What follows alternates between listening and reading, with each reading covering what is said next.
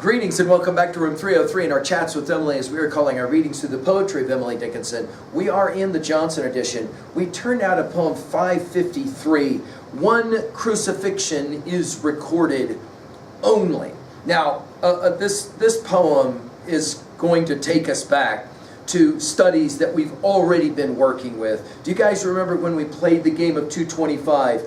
Jesus, thy crucifix enabled thee to guess the smaller size. Jesus, thy second face mind thee in paradise of ours. Or when we went to poem 241, I like a look of agony because I know it's true. Men do not sham convulsion nor simulate a throe. The eyes glaze once and that is death. Impossible to feign the beads upon the forehead by homely anguish strung. And then when we did poem 313, you remember this one. I should have been too glad, I see, too lifted for the scant degree of life's pernious round. My little circuit would have shamed, this new circumference have blamed the homelier time behind. I should have been too saved, I see, too rescued, fear too dim to me that I could spell the prayer I knew so perfect yesterday. That scalding one, Sabbathnia, recited fluent here. Earth would not have been too much, I see, and heaven not enough for me. I should have had the joy without the fear to justify the palm without the Calvary. So, Savior, crucify. Defeat wets victory, they say. The reefs in old Gethsemane endear the coast beyond. 'Tis beggars banquets can define. 'Tis parching vitalizes wine. Faith bleats to understand. Now, this is another theodicy, that is to say, how to deal with the question of suffering, with Gethsemane, with crucifixion. In a letter, number 392, in a letter to Mrs. Henry Hills, Emily wrote the following, quote, when Jesus tells us about his Father, we distrust him. When he shows us his home, we turn away. But when he confides to us that he is acquainted with grief, we listen, for that also is an acquaintance of our own. Now, our assumptions are that you've been following our stuff at learnstrong.net, down that left-hand side, Chats with Emily. I'm hoping that you worked through our set of introductory comments where we talked about in 303, our big five. We asked 5 questions about a text. What does the text say about epistemology, what you can do? Ontology, who you are. Psychology, the study of the individual mind. Sociology, the study of the collective or social mind. But then there's that fifth one, the question of theodicy. Why must there be pain? Why must there be suffering? Our hope, of course, in this poem is that we can understand Emily a little bit better. Now, our other assumption is that you've been following our stuff in reading all of these poems. We've read now up to poem 552. We just finished with 552 on Ignorance of Sunset. And if you have been doing that reading, then you know that Emily is constantly asking questions about the pain and the suffering of this life. Now, one scholar has called this Emily's greatest crucifixion poem. I mean, I'm going to leave that one to you. But she does seem to internalize in some way the crucifixion of Christ and make it far more important in her own life. And in that regards, for Emily, it seems that Christ's suffering is more important than the sacrifice of the crucifixion from some theological redemption salvation perspective. And the question is, does Emily in this poem maybe even reduce the significance of Christ's death? I'm going to leave it to you to decide. Let's read the poem. One crucifixion is recorded only. How many be is not affirmed of mathematics or history. One Calvary exhibited to stranger, as many be as persons or peninsulas. Gethsemane is but a province in the being's center. Judea for journey or crusades achieving too near. Our Lord indeed made compound witness, and yet there's nearer crucifixion than that. Now, many have read this poem as quite an iconoclastic theological statement. Notice she begins with making the observation that there's only been one crucifixion that's recorded. Now, she's speaking here, of course, about Christ in the Matthew 27, Mark 15, Luke 23, John 19 stories that in the Gospels reporting the crucifixion of Christ. Of course, a bit of hyperbole. Obviously, there's more crucifixions recorded because the Romans did it all the time. But we get her drift. she's talking about one that's important, that's recorded, only, the key word only. But then she follows that line up with how many be crucifixions, not affirmed of mathematics, taking us back to poem 88, or history.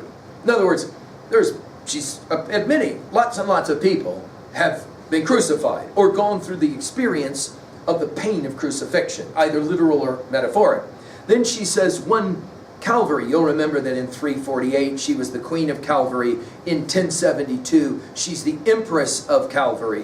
One Calvary, dash, notice all the dashes of this poem, exhibited to stranger, right? In other words, an unknown, not a well-known. She'll call later Christ our Lord.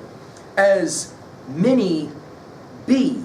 Notice we go from how many be to as many be. As persons or peninsulas, and then to rhyme with be, Gethsemane. And again, we're back to poem 148 with Gethsemane.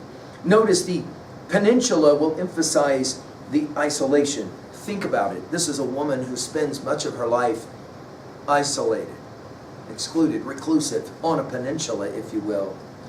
And then she'll say it, Gethsemane is but a province. In other words, a state of mind. Here we can't help but think about, for example, Hamlet's comment to Rosencrantz and Guildenstern, nothing is good or bad, but thinking makes it so. What is it that Milton has Satan say? The mind is its own place, right? And can recreate a heaven of hell, a hell of heaven. We've given full lectures on Hamlet and Milton at learnstrong.net. Notice Gethsemane is but a province in the being's center, that is to say, the spiritual heart.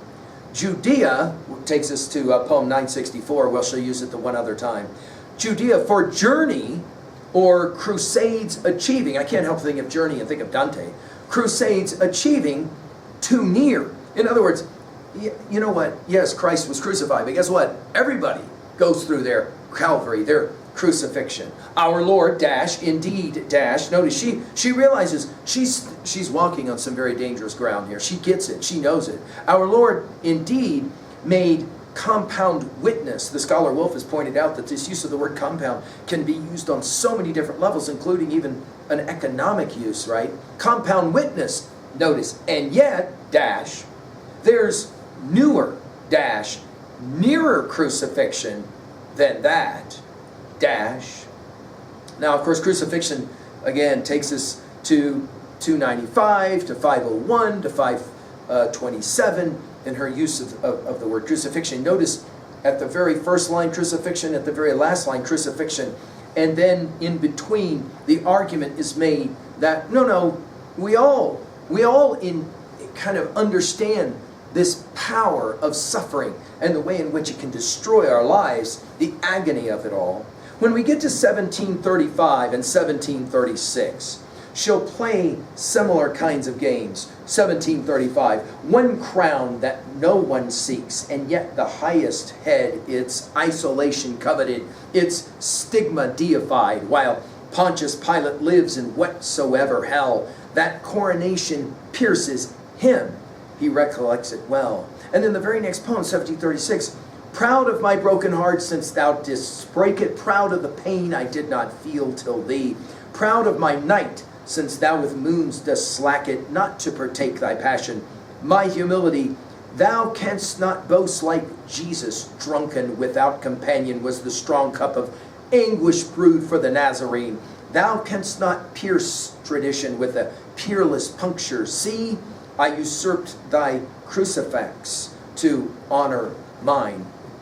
Both of these poems we'll come back to from our study. What exactly is it that Emily's doing in this poem? I think her argument is that all humans' lives contain a Calvary. We can't help but think of course, the first moment that Gautama Buddha reaches enlightenment, and what is it that he affirms? Life is, what does he call it?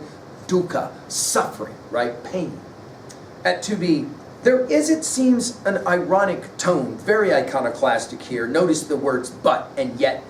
We are all, she argues, like Christ in that we are always trying to somehow understand our Calvary. At 3a, well, again, Milton and Dante come to mind. I can't help but think of the classic of Auden, Musée du Beaux-Arts. It's about suffering, they were never wrong, the old masters. We've given full lectures on it at learnstrong.net, his analysis of Virgil's classic Icarus. Finally, in 3b, to own a poem like this, when was a time that you had to suffer your own Calvary? And to what degree was that crucifixion meaningful? I hope that Emily's challenging you. Thank you.